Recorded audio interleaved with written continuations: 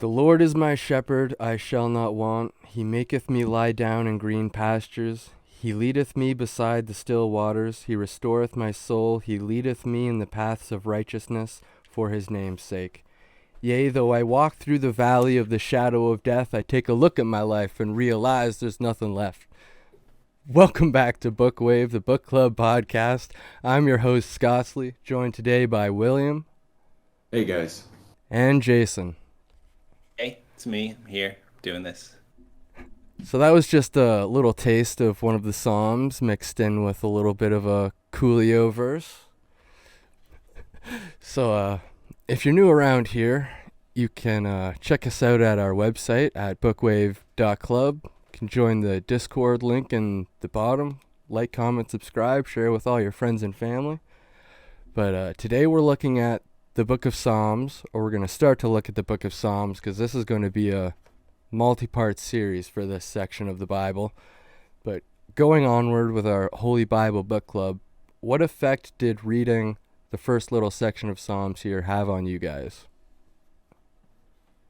Well, for starters, I think it grinded our Bible podcast right to a screeching halt. I think we were all pretty confidently marching on after a year and a half, getting through the Bible and analyzing all of these stories and myths and tales, and everything was all happy-go-lucky. And then we hit the Psalms, and it was like, oh, this is the meat and potatoes of the book. This is the thing that you need to Right. understand. This is the thing you need to experience and immerse yourself in. And so for me, like, I didn't get anything out of reading any of the Psalms that I read. And I read them.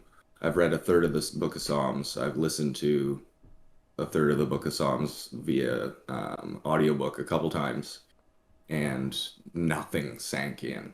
Like, I have been on quite the journey with this Bible. I've decided I believe in God. I've decided I'm not Christian, or any of the denominations of sort of active religion in the world, but I think God is real, and the more literally you take it, the less I believe in what you're talking about. So it was hard for me because these are the Tehillim, right? These are the songs of praise to their Lord, and it's these ritual, ceremonial songs that are talking about the ideals and the towards and the way froms of this specific religion. And I just wasn't getting anything out of it, being in my own head, interpreting these words on my own time. So I went to church and I experienced the sensation of people singing in a room about how great God is. And that helped me a lot because I hadn't even thought of looking at a mass in at least a decade. And so the whole singing portion of it had escaped me. My memories of church were potlucks and Sunday school and old people that happened to be my doctor and were in the room when I came into the world, and the community that had been around me my whole life that I wasn't aware of. That's what I remembered. But the singing portion, like, I was a kid. I wasn't around really for the songs. I was going and watching VeggieTales. But that's what church is. It's like 40 to 60% of it is singing with a group of people for a week. And when you sing with a group of people that you identify with, it's really empowering. And it's so important that you do that. If you're going to have any sort of religious sense, you need to expose yourself to a group of people that you can like and resonate with, and literally increase your resonation together, because that just changes something in you and your worldview at an unconscious level. It's hugely impactful. Yeah, and I just uh, leaping off of that, I kind of tried to look at the Psalms through that lens. Like, this was their music, and like, music is such an important part of my life. Like, the concerts that I've been to have changed my life. All of the music that I listen to is like an integral part of my day. And when I hear you talk about like just singing in church, it makes me think about like me and like two or three other guys just driving down the highway, all singing like whatever song pops up on the playlist together, right? And that does something for you too. It might not be as powerful as, a room full of almost 100 people or more, all singing the same song about like praising God and actually talking about how you live your life. But when you think about how much music has changed your life, then you have to think about how much this music has changed their life, like the people that read this every day or the people throughout history who only ever had this and didn't have like radio play at all. They just, if you want to be musical, you praise God. And they're kind of the same thing and they go together hand in hand. And once I started thinking about it that way, it kind of really started sinking in because I was doing the same thing when I was just reading the words on the page. I was like, okay, praise God. God kill all of our enemies. God does this for us. God did that for us. We're going to do this for God. We're going to stay loyal to God. This is already like just a regurgitation if you're just reading it as like poetry. But when you think of it as this was their music, this was their canon of like from Hendrix to Zeppelin to Black Dahlia Murder, this was all they had. This was their music. This was their radio play. What do you think about that, Jason? Yeah, I think we were all kind of on the same page. Like when we started reading Psalms, for me, it was a drag to get through. And then I realized that it was like these ecstatic songs. You can remember back in, I guess, Kings and Chronicles, how David would dance around and he was very ecstatic. And there were, parts of when I went to church, that was the most enjoyable aspect of the hymns. And there were two Psalms that I noticed in this kind of the first books. I think it was Psalm 4 and let's see, 28 that I recognized a couple of the hymns that we would sing in church. I'm sorry, it was Psalm 4 and 31, where the author said, let your face shine down on me, and I will rejoice and be glad in your steadfast love. Those are like parts, hooks of the hymns that I remember from, a decade ago singing with the congregation. And there is something to be said about that kind of group musical experience where it almost transcends your spirit to a higher level, right?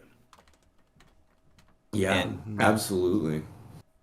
what I found interesting about this, though, is that prior to these writings, because we've been reading book by book in the Old Testament, and a lot of interesting things have happened, and then we get to these parts. I think you called it the Ketuvim, well, the writings portion, where it's a little more subdued. Things are slowed down a bit. Um,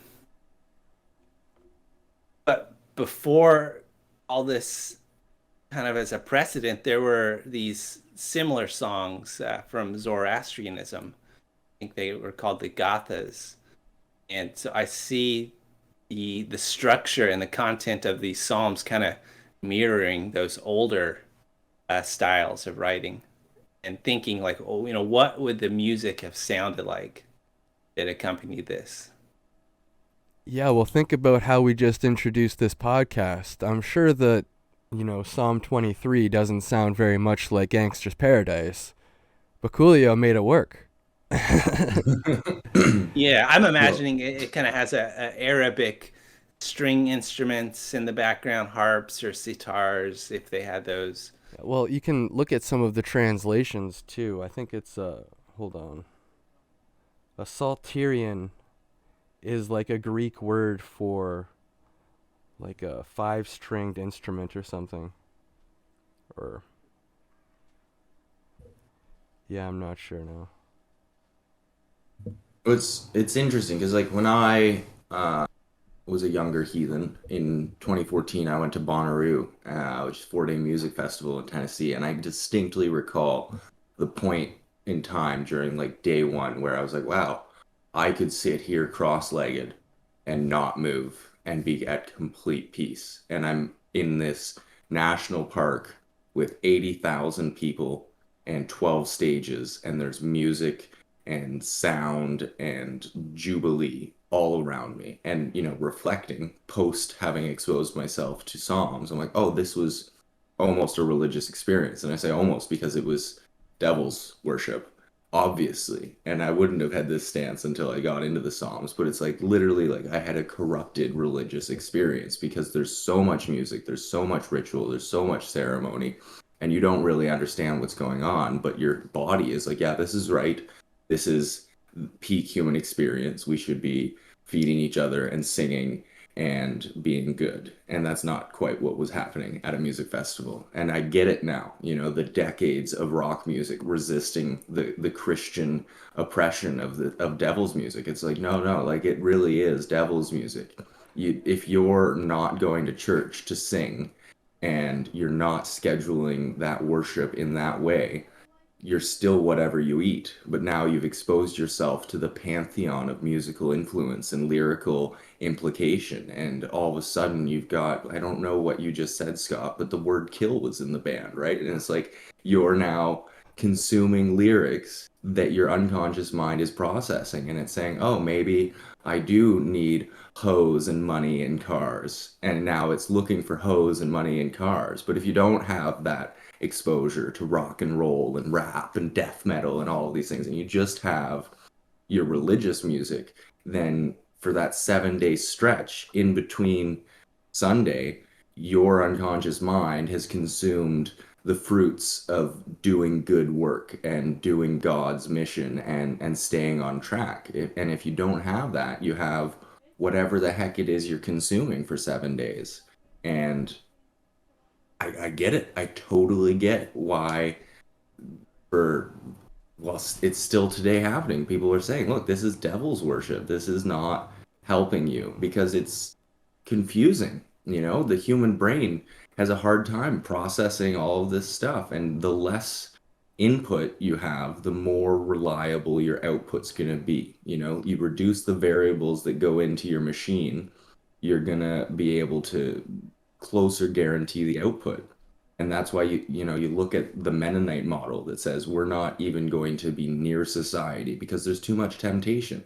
We're not even going to consider painting our bedrooms a different color because it's too much temptation. If you have a controlled amount of variables, you can generally and reliably predict the results. And in the world we live in now, and the freedoms we have religiously speaking, you have so many options, and it's a great world. There's lots of benefits to it. There's tons of opportunity and abundance, but it's much easier to get lost and stuck in the mire. And we see that, Mm, we have this meaning crisis, we have this opioid epidemic, we have suicide problems. And it's like, well, why is that? Well, we don't have a good community. We don't have proper supports. We don't have the structure that you would have had 3,000 years ago at the walls of Jericho with your trombones blasting down the walls because we have so many options that you have people saying, oh, I don't know what I'm supposed to do with my life. I don't know who I'm supposed to be. I don't know yeah. what I'm supposed to have. Like through all this freedom that we've gotten, like freedom from scripture, we've lost our focus kind of thing. Yeah. Like like we have the freedom to make songs about, making cars, getting laid, and everything else, just making money and focusing on hedonistic pleasures, and that's taken away our ability to reach transcendence. It's a distraction. I think it's pretty uh problematic to start like censoring these things, but I think it does make it more difficult to focus on like what's good when there's so much more of like just like the meaningful versus expedient thing, that Jordan Peterson talks about. Like Well, it's there's like, so many expedient pleasures that the meaningful ones are literally hidden from us. Where back in the day when all they had were these psalms, every like expedient like musical pleasure was like bringing them closer to their God. Yeah, exactly. And Will, I don't mean to cut you off, but I'm really glad you brought up that point, kind of the qualia of the music, if you could call it that, because these psalms taken with the dialect they would have been sung in, and the musical instruments. I think their purpose, like you mentioned, Sky, is to bring you closer to God, because there are numerous times throughout these books where David himself is kind of questioning, where God is. God, could you please lend your ear to me? Right. And I think the actual the ritual of the singing brings you, or maybe it brings God's attention to you, or connects you in some sort of spiritual way that you were cut off without that music. Yeah. See, as an atheist, I would say it just like strengthens your focus. It like allows you to just, I don't know, like I can recognize that I don't believe in like whatever God these people believe in, but I recognize and understand that the effect that they're getting closer to God. Does that make any sense? Because like Yeah. it, like that whole scenario, that whole landscape, that relationship, it all exists up here. Whether the God is real or not, it only exists within the person. Because how else would you like communicate with such an entity or figure? I don't know Well, what it's I'm like trying if to a tree say. falls in a forest and no one's there, it doesn't make a sound, right? Like if a God exists in a universe, but there's no human to perceive it, is it real? But Right. it's like to go back to censorship, right? Like I don't think we should censor anything, but it's one thing to not censor anything, and it's another thing to just let the sheep run wild in the field and not tell them, that a knife is a knife and that a pillow is a pillow. And Right. I think that that's kind of what's been happening for a few decades, where it's like, okay, well, you have your choice. You can either be religious or not. You can go to church or not. You can worship in your own way. But we're not explaining to children that, we've known that minor chords make you sad for thousands of years. We Right. know that major chords are uplifting. We know that if you do something in specific rhythms, it makes the body feel a certain way. And we might not have had the scientific explanation for it up until recently, and we may not still be all the way there, but that level of awareness and that level of freedom didn't prevent me from, you know, consuming mass amounts of minor chord themed music when I was 13 years old, thinking that life was hard and I was sad and heartbroken. Like we could give people instructions as to how these things work and how the mind processes reality instead of just saying, look, don't do that. It's like, look, when you do this, this will happen because that's how your brain is structured. That's how your body is structured. And it's very hard to do that, to instruct, a growing human because for the first 7 years, maybe they'll absorb everything you tell them. And then after that, they'll hit the rebel phase. And it's like, you're lucky if anything sinks in. And I was having this conversation last week with someone about they were saying, propaganda is manipulative. And I was like, yeah, well, that's a cop out, right? Because all of human existence is manipulative, and manipulation has got a bad rap. We handle humans. That's what manipulation means. It's Hmm. French in its earliest etymology, right? Manipuler. And you use Hmm. your hands to manipulate objects, and you use your teachings to manipulate or handle children. And you want to be manipulated by all of human experience because if we weren't, we wouldn't have all of our instincts and we Yeah. wouldn't have all of our intuitions and we wouldn't evolve, right? We would die of exposure 15,000 years ago if we weren't learning from those around us. And it gets to a bad place when you start censoring people and preventing them from being able to handle all of that. And you need to be able to Yeah. give humans tools to understand things. And like we throw so much out with the bathwater, like the whole notion of arbitrary holidays. Like Valentine's Day just passed, and I had someone on Facebook talking about how manipulative and shallow and corporate and blah blah blah blah blah. You should just love your loved ones every day of the year. And it's like, no, no, no, hold on. This is unifying, right? This has been around for 1800 years. And on this day, every year, out of the 365 days of a year, we get to say, you know what? A lot of people on the world are thinking about love today. What does that mean to me? How do I love myself? How do I love my friends? How do I love my loved ones? And what can I do about it? How can I express it? And at a young age, you're instructed that, look, you can write them a card, you can get them a gift, you can tell them that you think they're important today. And in fact, we'll all do it. And that is just like going to church and singing, having a holiday, a corporate holiday where we're able to go into the market and experience the miracle of human achievement, of the dyes that we have amassed from all over the world and the fancy printing processes that we have developed over thousands of years of compounding human innovation to be able to celebrate the human experience. And if you get rid of all of that and you say, no, you should just be loving every day, then it turns into this gray yogurt existence that is just all the same all the time. And it's miserable. And, you march towards a communist dystopian society.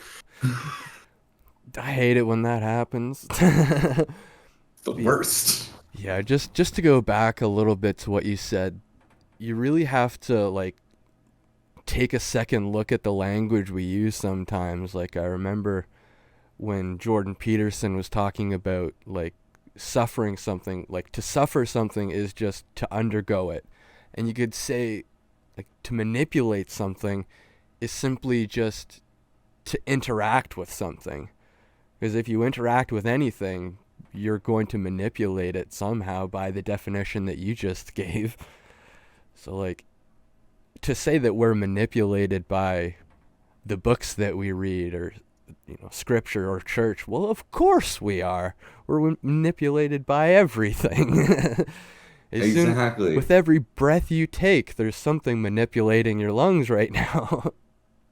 And well, you were saying that it's important to kind of know how to love somebody, and I think it's helpful to be manipulated or to experience, what it means to hate somebody as well. Kind of going back to the knowledge of good and evil. If you know both good and evil, and you choose to do the good, that's the meek thing to do, the righteous thing to do, and that's one of the major themes that I saw in this book. Extolling the righteous and particularly pointing out the attributes of the wicked, um, being things like taking advantage of the needy, or very specifically lying, so not telling the truth, which is a very prominent aspect of the Zoroastrian religion. Hmm. Um, I know we weren't going to read a bunch out of Psalms, but there was this one part from Psalm 14 that I thought was kind of related to what we're talking about here, where he says, David says, "The fool says in his heart, there is no God. They are corrupt and they do abominable deeds. There is none who does good." And I think it's because when you forget the difference between good and evil, you're bound to do something that's evil and not even realize it, right? There's Mm-hmm. a lot to unpack there.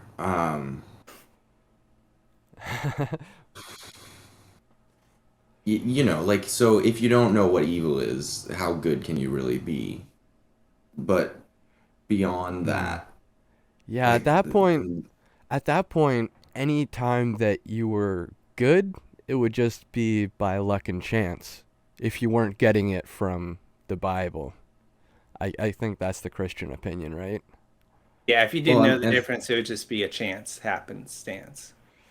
and it's like, if you're an atheist and bad things happen to you, then you say, oh, well, that's just life, and sometimes bad things happen to me. Or maybe you're depressed and you beat yourself up and you take full responsibility for. Maybe you're not even depressed. Maybe you're just highly disciplined and have a strong sense of self-responsibility, and you say, "Oh, this is my fault.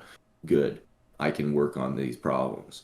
But like it's narcissistic at that point, where if you're just taking responsibility for all of the good and the bad that happens to you, and then you could get caught up in your own ego there.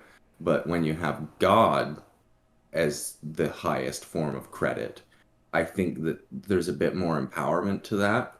Like if God gives you hard things, then he's the one or she's the one or they're the one that know that you're capable of dealing with it. And when you do get the good things, it's more of a reward. I think it's just an extra layer of oxytocin and dopamine and serotonin when you throw God into the mix, Like I just feel like it expands how great things can be and how terrible things can be too, as we see in the book of Job.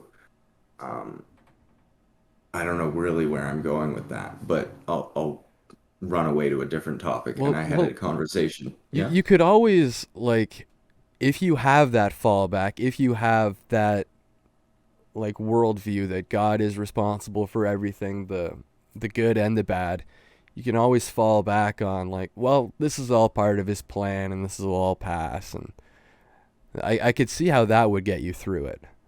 Of just like faith in like the plan, saying like, well, I believe in God. I've always been a good Christian.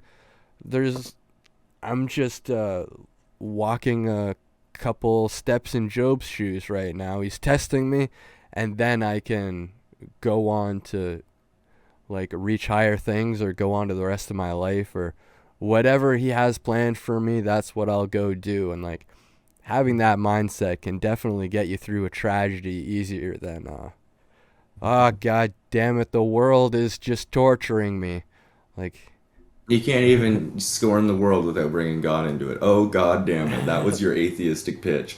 yeah, Oh, well, God damn it. The world is just scorning I'm me. pretty sure we've established that, like atheists like myself, like something fills the God hole. I have no idea what it is. As far as I can tell, it's just the world and environment and every single human being that inhabits it.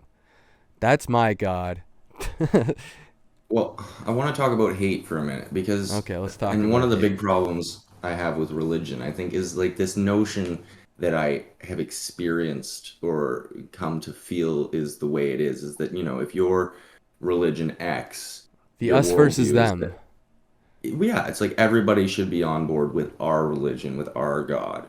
And, It's when preposterous. you go through the Old Testament, you see a lot of wars being fought over it. And, when you talk about hatred, I feel like it's almost like a hopeless love because you're still fixated on changing someone. And if you want to focus on someone, that is love. I don't care how hateful you are about it because there's neutral. That's an option too.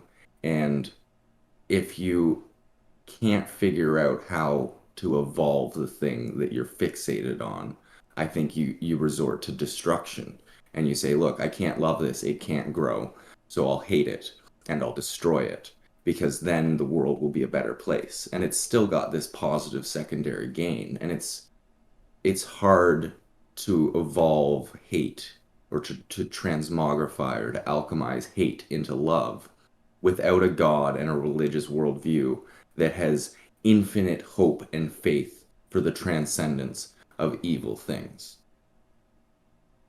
Right. Barring any incredibly debilitating mental states, there's no reason for a human to not be able to learn to conceptualize of a good way to live in harmony with its surroundings. Yeah, I think what you're talking about is intolerance rather than hate. I think that's a better word to use there. Unless you think there really is a like a hatred and a vitriol between. I guess there I don't is. know, like this last year has really tested me. I've spent a very large amount of my adult life believing that there isn't truly evil in this world and that people Mm. really do things from a place of good intention, but when it finally trickles out into action, it goes through the layers of their perception and conceptualization, and they do some awful things. But it's hard for me to believe that a human with a functioning brain that isn't beleaguered by disease and mental handicap would actually do bad things. It's hard for me to picture that there's a rational corporate giant who legitimately thinks that he should take advantage of poor people. I think that perhaps there's some laziness involved where they say, look, they don't even know how to take care of themselves. And if I do it this way, even though the world perceives it as bad, it's going to result in a net improvement. And, in the last year, I've started to question that. And I don't know. Are there evil people that want to be evil, that are comfortable with committing tragedy? Well, I think that the evil people justify it. I think they have zero problem taking money away from poor people and food out of the mouths of the hungry if they can justify it in their own head and saying, well, I'm actually helping people by being more and more rich and successful. I'm more important than these individuals, so I should be propped up. They weren't going to accomplish anything anyway, so you know, And to it hell it with them. circles It's back like the to Jim Tag conversations we've the Jim Taggart mentality is real, man. Like I don't think they wake up in the morning set out to do evil things, but they do evil things and then justify them as good. but forget Jim Taggart, it's the Francisco d'Anconia mentality. Because if you sink a ship with, Yeah, or the not Ragnar. Francisco, yeah, Ragnar. Ragnar, going out shipping or sinking ships that are bringing supplies because they're saying, look, this isn't a sustainable method and this isn't how it should be done. Like, it's still a bad thing, but he's got the super intelligence. He's the Superman, and he's the one who knows the direction the world actually needs to go. And it's easy to get lost in this train of thought. So there's kind of a dualism that I've noticed in the Bible because we have these praises of man for his God, and they extol God's love for man, but it is a very select group of men that God loves, right?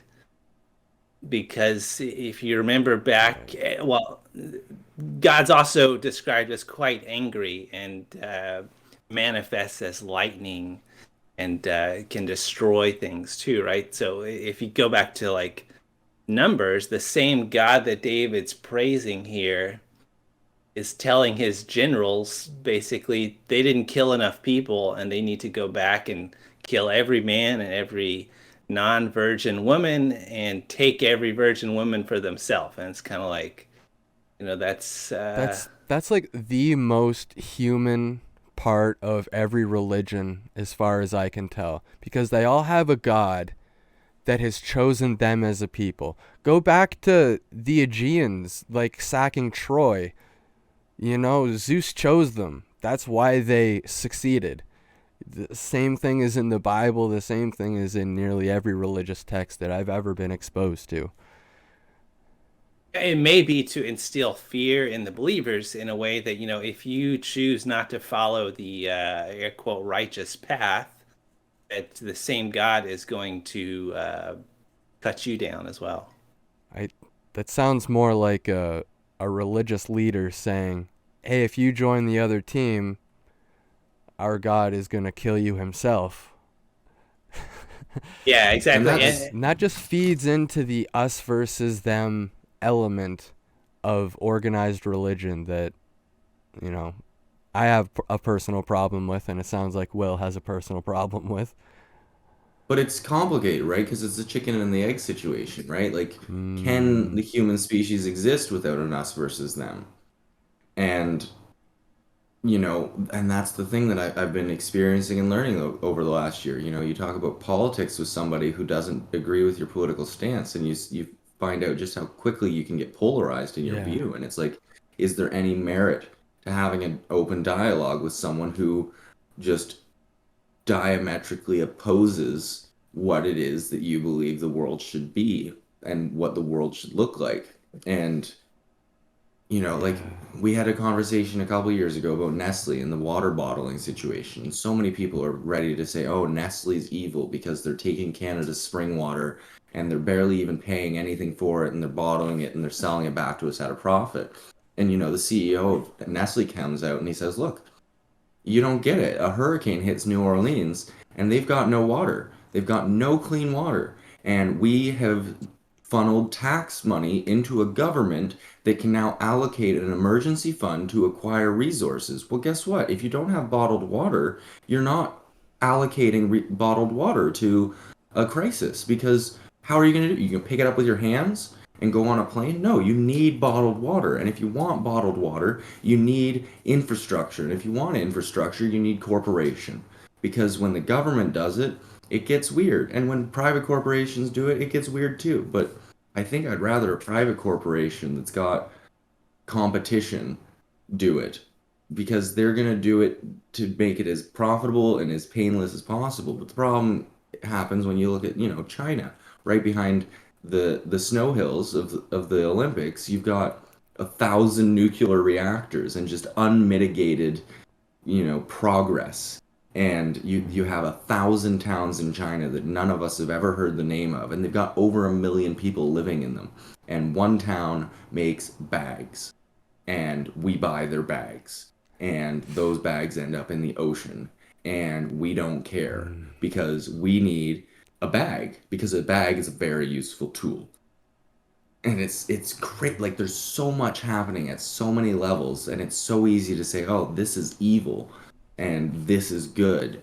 And it's like nothing is that black and white when it's that simplified because Yeah. everything's black and white. I don't think there's any such thing as a gray area. But the problem is when you look at the mosaic of the human experience, the black and white blends together and you get this perception of a gray area that I think a lot of people try and take advantage of and sweep issues under the rug with that as the excuse. Yeah. I'm I'm gonna I'm gonna pull a Jason here and reference Genesis again. But I think this calls back to the Tower of Babel. And like when you're talking about like the left and the right not being able to understand each other, the Christians and the atheists not being able to understand each other, as soon as you get like two political people that disagree with each other, they start talking about bringing out guillotines and starting a civil war and everything. And like, well, let's just break down the tower and go our separate ways. Maybe that's the right idea. And it's like we know that it's not, right? Like we know that a diversity of opinions leads to an abundance of opportunities. Yeah. But And so it's hard. it's a And that's why struggle. like That's the thing. Yeah. our generation has learned in the last year that this is why the adage of you talk about weather and sports, right? Like you don't talk about politics and religion because people haven't had the time to even assess their beliefs, but their beliefs are who they are. And when you make them question their beliefs, they get really angry really quickly. Yeah, well, kind of going back to the us versus them thing, I think that's relatively easy to understand or understand coming from like a tribal mindset. You know, you have one tribe that maybe wants to come and take your land, so it is us versus them back in that period where we had a bunch of tribes. But now with the globalization of the world, it is more of a uh, the us versus them aspect, I think, is lessened to some extent. But Well, one of the themes from this book, is that you got to be wary about putting your trust in man and kings and governments because they can easily become corrupt. And so I think the the idea behind this book is put your faith in this one God and be wary of other gods and other idols, and be wary of kings, right? it's almost like for me, I see like there's this conflict of natural law and social contract, where Mhm. at the beginning of the morning, natural law says you can do whatever you want. And then the social contract says we'd like you to not. Because Right. naturally, you could pick up a weapon and you could go murder people. And that is true freedom. But the social contract of a society says we don't do that anymore because we've established our societies and we're Yeah. going to get along.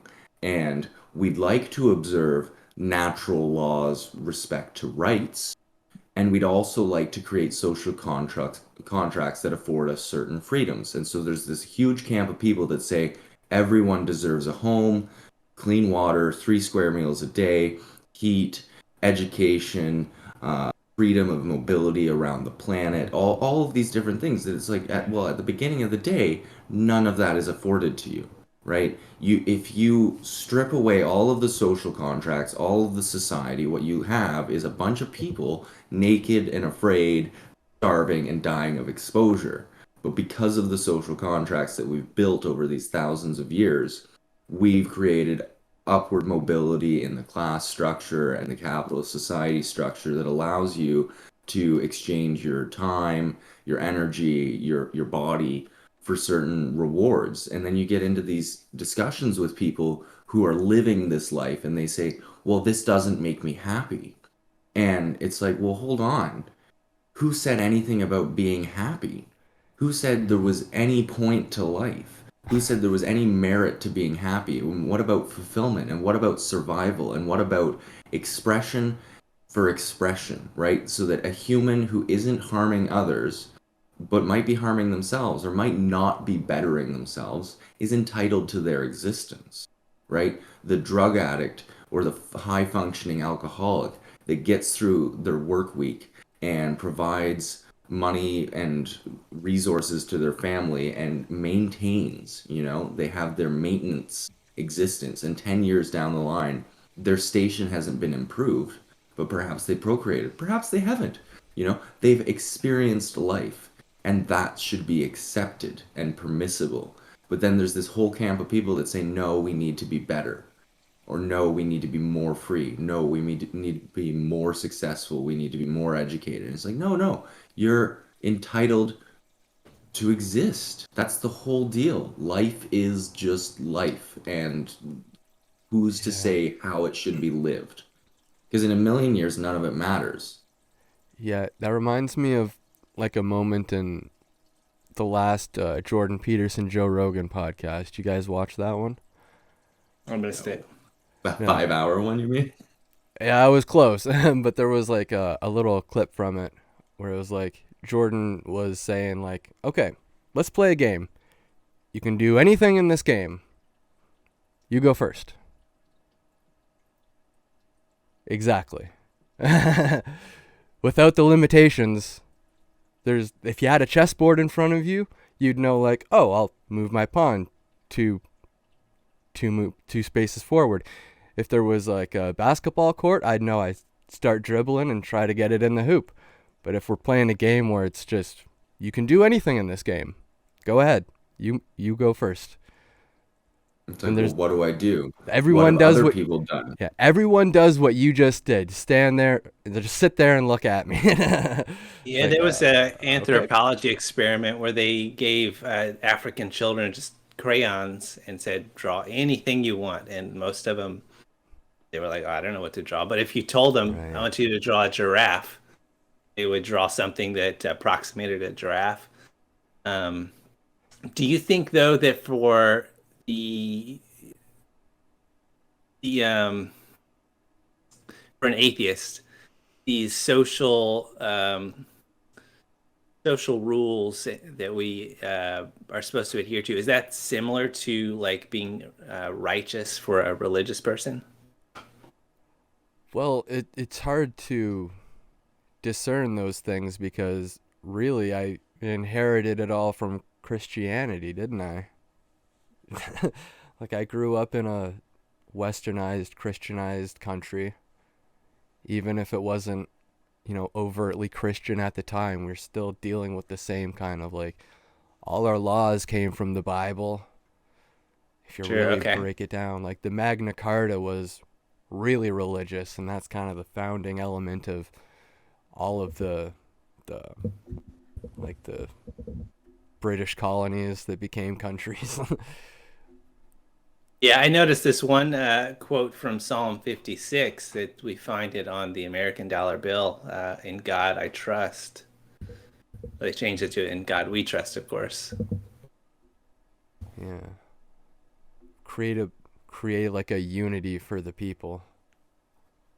If you all believe the same thing, if you all believe that we all trust in God, then it kind of brings people together a little bit better, I would think.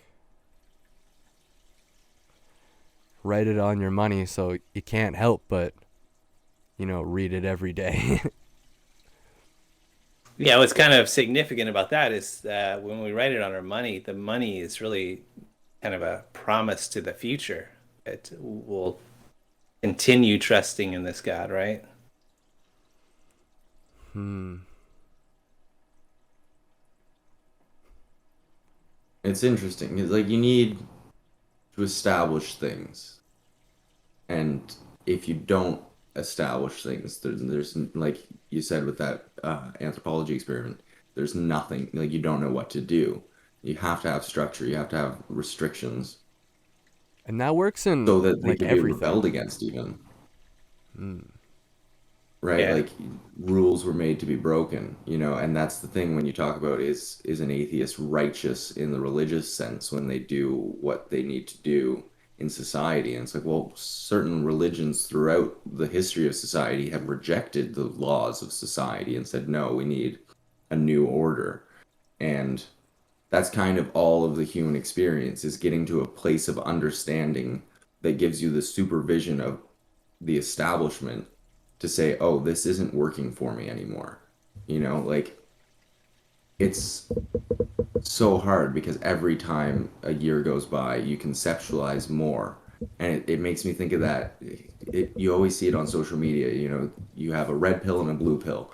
The red pill, you keep all of your memories and you start over at age 5. The blue pill, you get $10 million. And I see so many people say, oh, absolutely, I want the red pill. I want to know everything I know now and start over at age 5. And it's like, you could never be a 5-year-old and conceive of everything you've conceived of. Like, are we Hmm. talking memories of heartbreak?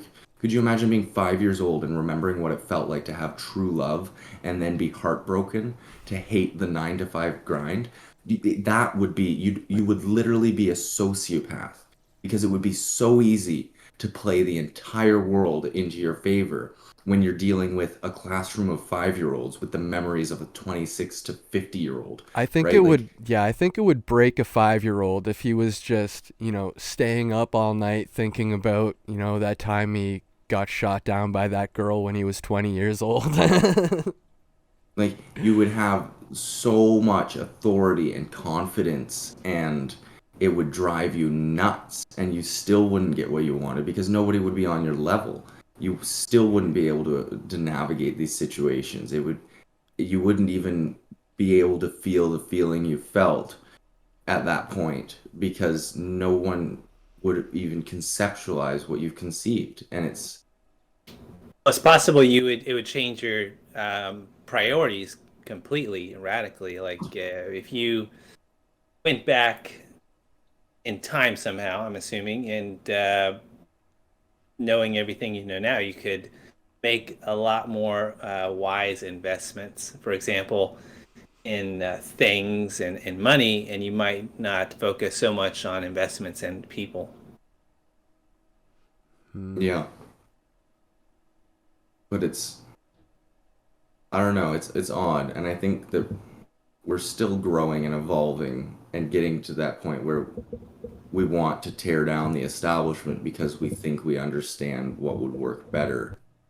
But I see, it's like, again, with that game with no rules, it's like, well, what do you do? And it's like, well, the first thing I'd want to do is see what everyone else has ever done. And because once I know what everyone else has done, then I can actually make a good inferential guess as to what to do next. But Yeah. You see people trying to tear down the establishment, and they don't know that this has been done every 100 years for the last 5,000 years. And it's like, to what end? Because we've seen the cyclical course that revolution takes. Like, I mean, it's inherent in the term. Revolution does not mean anything new. It's literally a revolution of a circle. Like, but you also don't want to reinvent the wheel, because the wheel is very smooth surface on which to roll down a hill, or to drive up a hill. Yeah, these are all important points. Like the don't throw the baby out with the bathwater. And so we return to singing and to psalms. And I ask you and all listening, if you haven't read the Bible, are you even trying? Hmm. Because you can do it way quicker than us. We're on year 3, marching through the analysis of the Bible, but you can spend 20 minutes reading the first book of the Old Testament and discover that you're living in a society that's been repeating its mistakes for thousands of years. Yeah. Yeah. Well, that might But be a good point to conclude for today. We're only like in book, I think, what, 90 of Psalms. So we are going to pick this up. And We're all at different points in the book, so like I said, we'll revisit it again, hopefully with some extra people. yeah, for a yeah, book club, we spend a lot of time on different pages, right? yeah. Yeah. Yeah. With that said, may the force be with you. Or equal to mass times acceleration. Have a good one.